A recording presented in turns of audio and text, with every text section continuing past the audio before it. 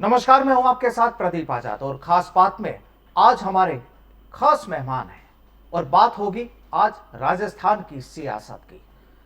राजस्थान की सियासत में जो नतीजे सामने आए उपचुनाव के, उनको लेकर होगी बेहद अहम चर्चा कि आखिर भाजपा जो चारों खाने चित्त हुई, आखिर उसकी वजह क्या है।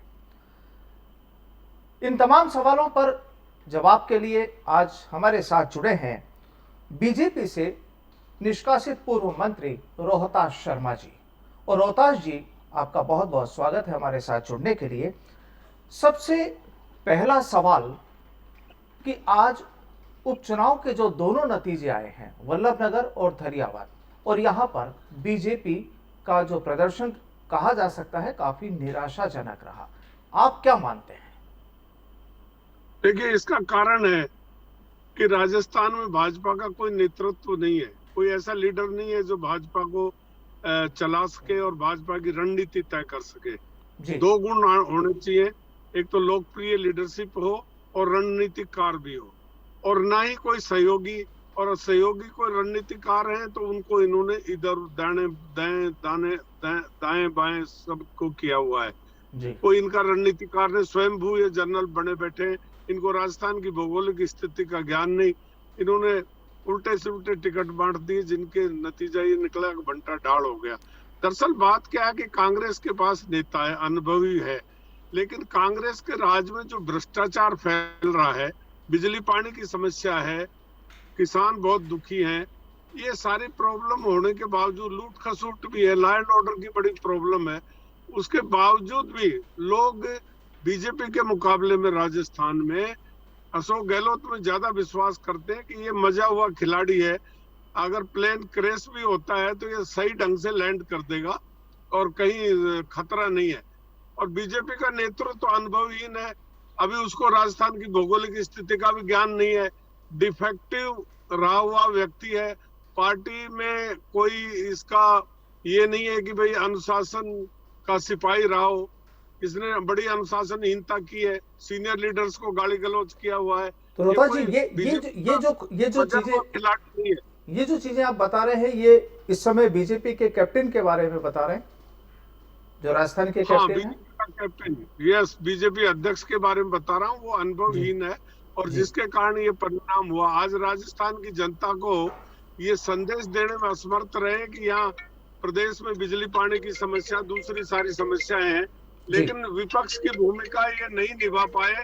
दफ्तरों में बैठ के ये राजनीति करते हैं और दफ्तर में बैठ करके वहाँ रसमलाई, रसगुल्ले, मिष्ठान खाते हैं, प्रेस कॉन्फ्रेंस करते हैं, गांव में नहीं जाते, जिसके परिणाम स्वरूप ना तो गांव की इनको समस्या का पता है, ना ही ये जो सरकार की जो गलत नीतियों के कारण आज राजस्थान की जनता त्रस्त है, ना ही उस विषय को ये जनता को कन्विंस कर पाए। रुपेश जिस जी, कारण यहाँ ये आप ये देखिए, धरियावद में भी जो दिवंगत विधायक गौतम लाल मीणा के जो बेटे कन्हैया लाल हैं, उन जिनको टिकट की जो दावेदारी जता रहे थे, उनको भी भाजपा ने टिकट नहीं दिया। वो यही तो कारण है कि इनको भूगोल, राजस्थान की यथार्थ को ये नहीं जानते, लोगों की नब्ज को नहीं पहचानते। मर्जी है जिसको टिकट दे दिया। इन्होंने सोचा कि जनता कांग्रेस के राज से त्रस्त है, इसलिए मर्जी आओ जिसको टिकट दे दो, जिता लेंगे। ऐसा कैसे हो सकता है? प्रतापगढ़ में भी अगर दोनों वसुंधरा सीटें राजे खो चुके होती, हैं भाजपा। आज वसुंधरा राजे होती तो जनता में वसुंधरा जी के प्रति बड़ा विश्वास है और जनता उनको लीडर मानती है, तो परिणाम दूसरे होते हैं। अब देखिए, प्रतापगढ़ में भी दोनों सीटों पर कांग्रेस काबिज हो चुकी है, यहां से भाजपा अलग हट चुकी है। बल्लभनगर में वसुंधरा राजे के जो करीबी रहे, आपने वसुंधरा जी का जिक्र किया है, रणधीर सिंह भिंडर को भी टिकट नहीं मिला है। और कटारिया जी, जिनके करीबी जो डांगी जी थे, जो चाह रहे थे कि उनको टिकट मिले, वो दूसरे स्थान पर रहे हैं।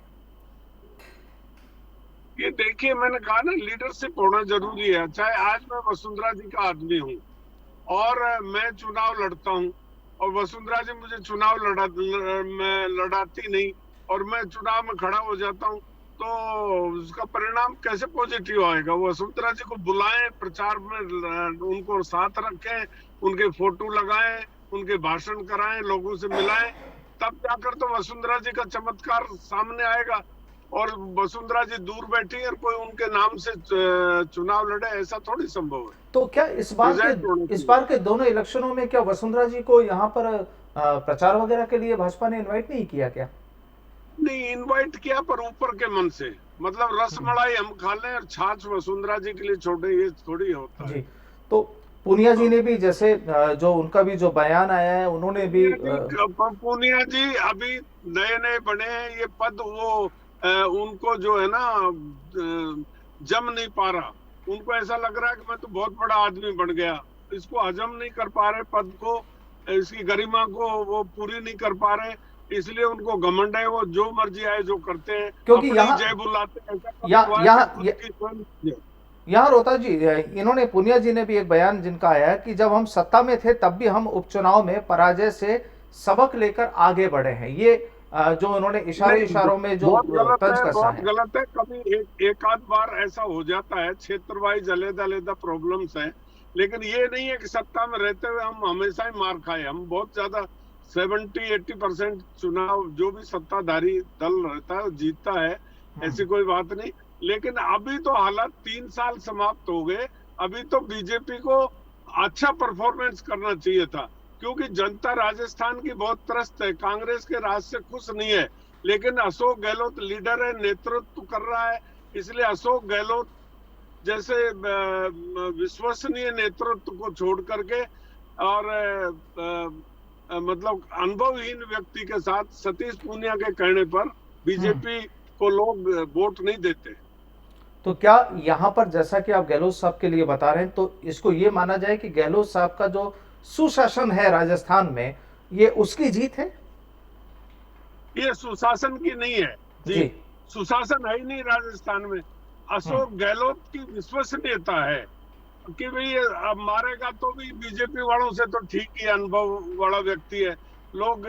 और फिर गहलोत साहब क्या है कि दिल्ली पर वार करते हैं, जो महंगाई का, डीजल का, पानी का, तेल का मुद्दा है, उसको वो भली भांति कैश कर रहे हैं और वो जनता के जच रहा है। और जो राजस्थान की जनता त्रस्त जिन मुद्दों को लेकर है, वहां बीजेपी उसको कैश नहीं कर पा रही। बीजेपी ना कोई आंदोलन कर रही, ना कोई जनता के बीच में जा रही, ये तो बीजेपी कार्यालय में बैठे हैं और वहां पर भी पर्ची सिस्टम से मिलते हैं। जैसे ये तो इन और आउट, अपने घर के बाहर लिख दिया इन और आउट, जैसे मुख्यमंत्री का बंगला बना दिया हो, सपना ले रहे हैं। तो बिल्कुल यहाँ पर भवानी सिंह राजावत ने भी जो कहा है, उनका भी मानना यह है कि इस वक्त अब वसुंधरा राजे जी को राजस्थान में कमान सौंप दी जानी चाहिए।